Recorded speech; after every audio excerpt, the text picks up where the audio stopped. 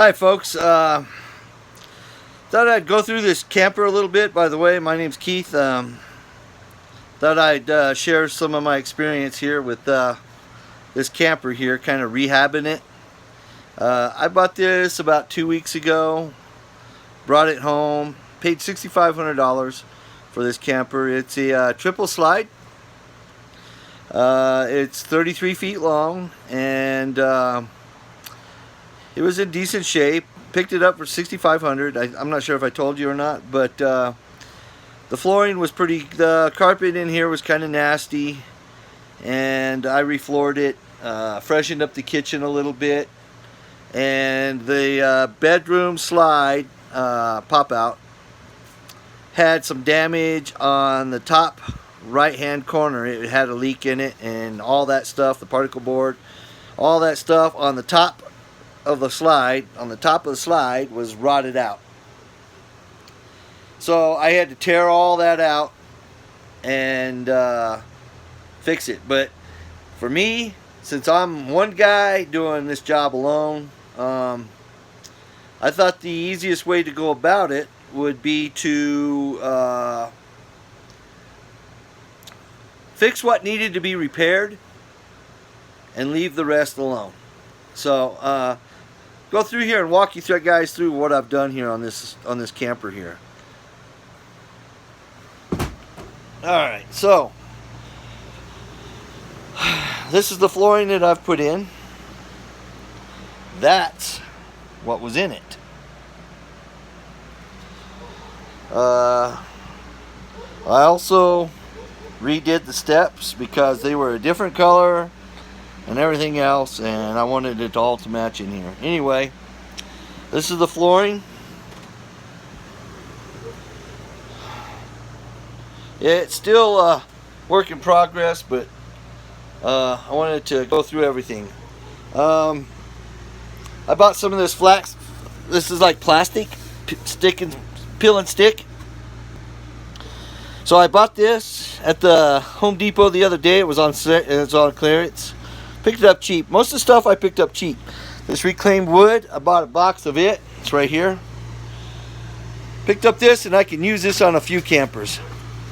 There's enough wood here to probably do 3, maybe 4 campers doing what I did right here. You can see how I've used it as part of the backsplash to kind of give it a rustic look in here. Bought this Formica here a couple years ago for another camper that I rehabbed. Never used it. Got the thing sold before I could ever use it. But I went ahead and used some of it today and put it down in here, and it came out pretty nice. Let me know what you think.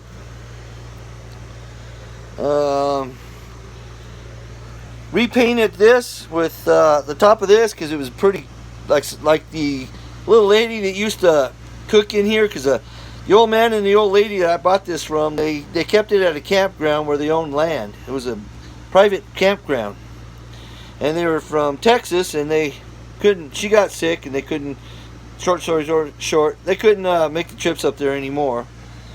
So, but when she cleaned, she must have cleaned it until she knocked off a lot of the black paint.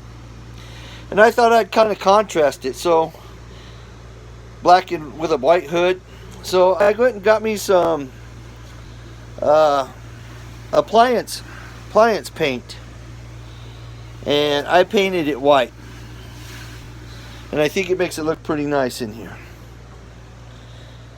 There it is. Back up and show you my Formica top, reclaimed wood, and my splash on the side. There's my wood, there's my flooring.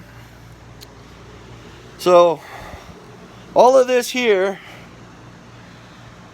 took me about a day and a half to do all this, all the way back. Just makes it real easy to keep it clean. Real clean, you know, it's easy to do. And the only thing you need with this stuff here is an X-Acto knife, maybe a little bit of glue to glue down some of the places that are kind of hard to, on the edges. And this is the this is it.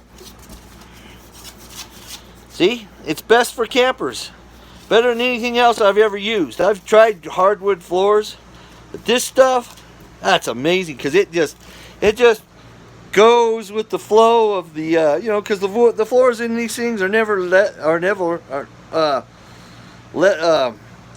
straight. They're wavy, they're up and down. They're particle board. These things twist and flex as they're going down the road. So what better use, what better place to use that stuff than here? I bought some of this, and I cut it yesterday, and I replaced all this. I'll take you in here and I'll show you what I'm doing with the slide.